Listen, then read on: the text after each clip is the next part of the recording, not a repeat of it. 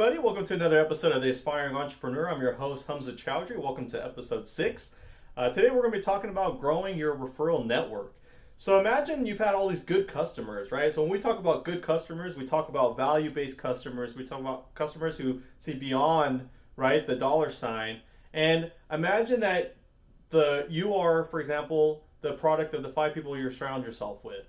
So if you have, for example, a happy customer, there's probably a good likelihood that that person has other people that might be good customers for your business. So, for example, I always go back to what I do for a living, which is as a structural engineer, right? And I'm working on somebody's house. There's a good chance that other people and friends of theirs might need to do a remodel and they might be a good fit.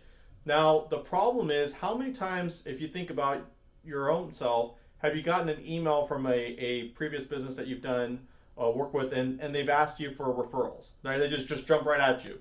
They say, Hamza, give me some referrals. So we appreciate doing business with you. Let us know, and we'll get you an Amazon card. And you're like, okay, right? Very sort of acquaintance level type of discussion. So what we call the level 1, the lowest level of customer service is an acquaintance level. So what if you as an owner or as a manager would simply do your check-ins? So once a year, once every few months, once in a while, even taking clients out, right, to a game, which is what I'd like to do, just check in with clients. So, hi, so-and-so. We had the pleasure of being a resource for you on your project a couple years ago. Just want to check in and hope all is well with you and the family.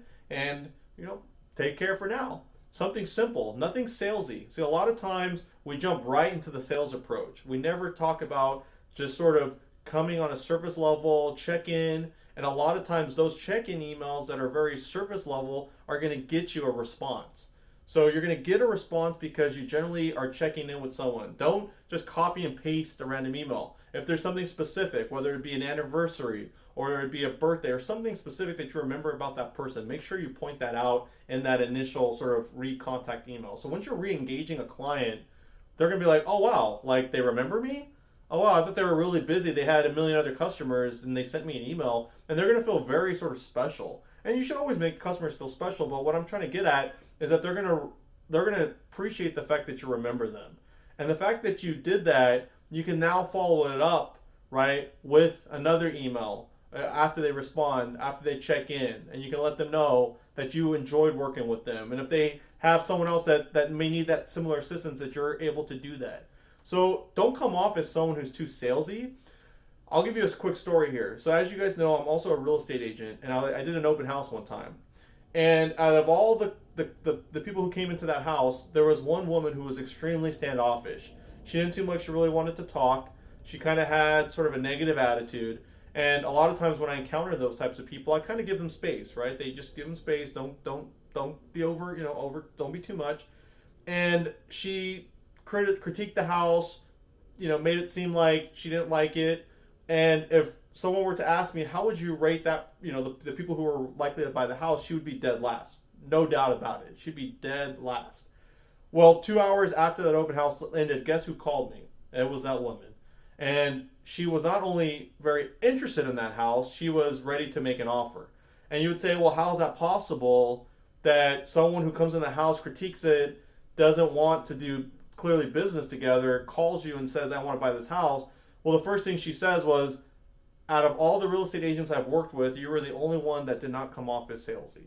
You weren't someone who was trying to force me to buy this house, sell this house, talk about how great it is and wonderful it is. You were very honest, truthful, and transparent, right? So when we do business, we got to make sure that we follow the fundamentals. Honesty, transparency.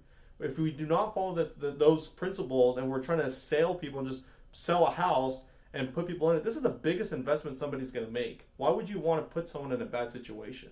So not only was she interested, she wanted to make an offer, and she completely appreciated the fact that I was not salesy and that I was helpful and that I was honest.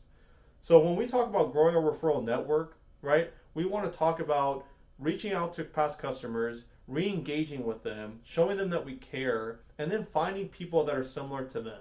Finding people that are similar to them and not just jumping into sales and talking about Amazon gift cards and all the wonderful things that people try to sell. You'll be entered in some raffle. Nobody cares. People are busy and they only care we care mainly about ourselves And why are we going to invest time to enter a raffle to probably not even win anything? And how do we even know if the raffle is legit? Okay, so growing your referral network means you're tapping back into previous positive encounters, tapping into their referral network, and understanding how you can potentially do additional business with them. But before you get to that, you want to constantly check in with these clients and these customers and let them know you care. Okay?